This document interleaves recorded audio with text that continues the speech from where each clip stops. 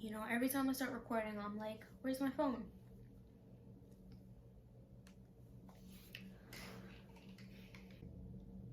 So the last time I told this story was on Anchor, and the audio was just straight up bad. So we're gonna do this again, and we're gonna do this on YouTube too.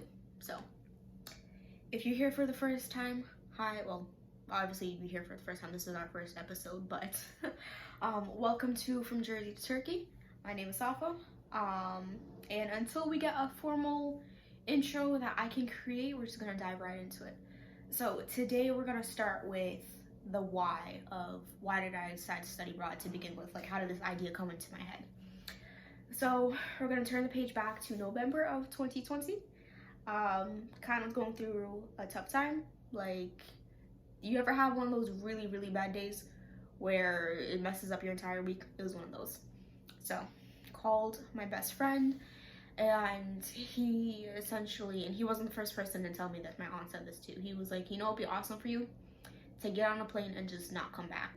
So it would just be best if I branched out, saw different avenues of life. And it was something that I was kind of thinking about. Like, you can't just stay in one spot for the rest of your life. You need to branch out and see everything else that the world has to offer. So I already was starting to think about studying abroad, but, you know, leading up to my next point, where did I want to go? What was I looking for, and who can provide that to me, right?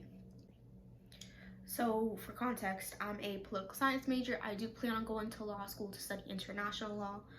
So in my mind, I'm like, okay, whatever school, wherever I need to go, needs to challenge that, needs to challenge what I'm familiar with political science. Because the only kind of government system that I'm aware of is the American government system. I also knew that I wanted to go to a Muslim country. So I started brainstorming, and I'm like, Turkey. It's a modern Muslim country. It's a very interesting crossroads country, and they don't have a traditional government system like we have here in the States. It's more complex, more different, and their presidential system, if I'm not mistaken, just got changed or updated like 2016. So it's interesting to see how their government works over there, but also living there as well. And as I was doing my research and trying to see what schools would accept me as an exchange student, I found out two things. One, there's only one program that I can be a part of if I'm coming from America. Two, there is no traditional political science program. It's political science and international relations.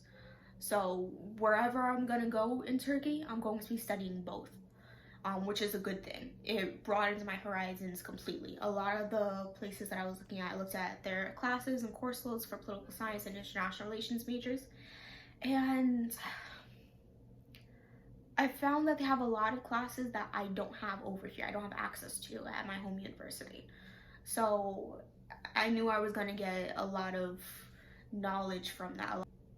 I knew I was going to get the experience that I wanted and the knowledge that I needed in order to go to law school. I reached out to about like 10 different universities in Turkey, and a lot of them told me, you know, we either can't accept you as an exchange student because we don't know your home university.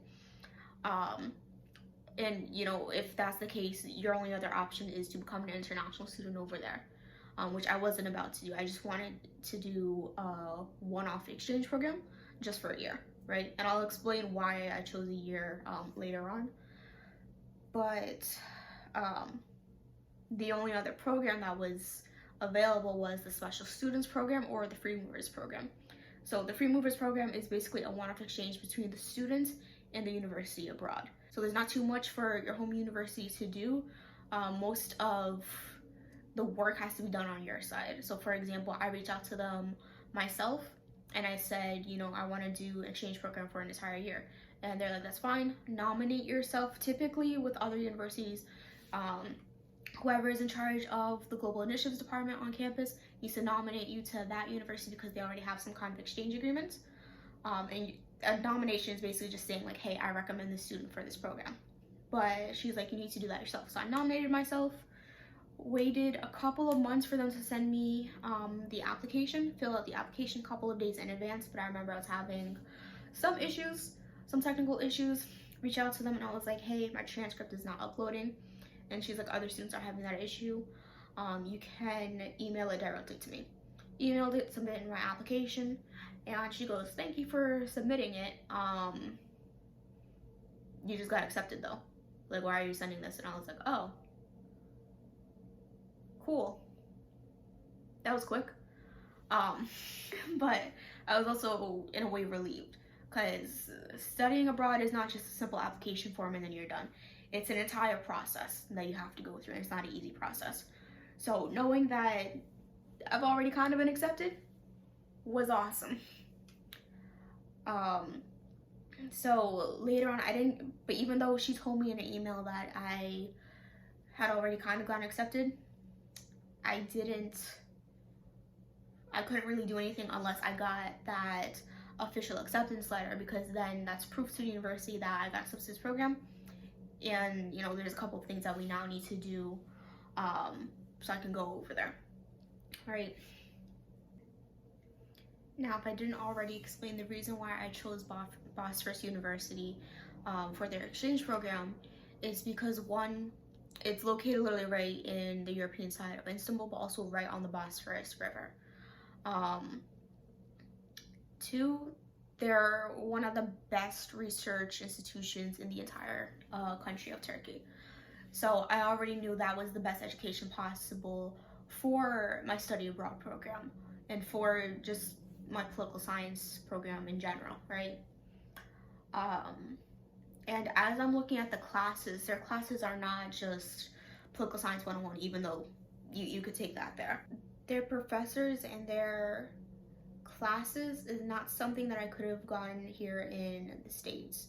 And I know I've already said that, but what I mean by that is I could take Turkish law, I could take advanced international relations, I could take a class covering film and politics, things like that, or the study of the Ottoman Empire. Like, those are courses that I can't take over here. And even if I could, who wouldn't want to take it right where the history already has happened? Istanbul is a very historical city. So that's honestly why I chose the university, and it was also the only university that gave me an application. But regardless, I'm excited to study there in the fall semester. So far, I have 2 weeks. That's literally crazy. I have 2 weeks until I leave. The only real thing that I have left to do is just to pick up my visa and to pack. And yeah, everyone has been asking me, what have you been doing since you're not in school and you're not really working right now? Just been chilling, honestly, taking a break. I feel like I'm always working, or I'm always in school, I'm always doing both. Like, to take a couple of weeks, I want to say, to just relax and get myself ready for, you know, a whole new world that I'm about to see is exactly what I need. But yeah, that is all I have for this episode. If you'd like to support me, you can subscribe. This podcast is available on Spotify, Apple Podcast, Google Podcasts, wherever you get your podcasts. And this YouTube channel is here to stay. I'm going to be utilizing this channel for like vlogs and other things where you'd want to see Istanbul and you want to see a student studying abroad. This is exactly where everything is going to be. That being said, DM from Jersey to Turkey on Instagram for any videos and any ideas that you guys would want to see. That being said, that's all that I have. I'll catch you guys in the next one. Bye.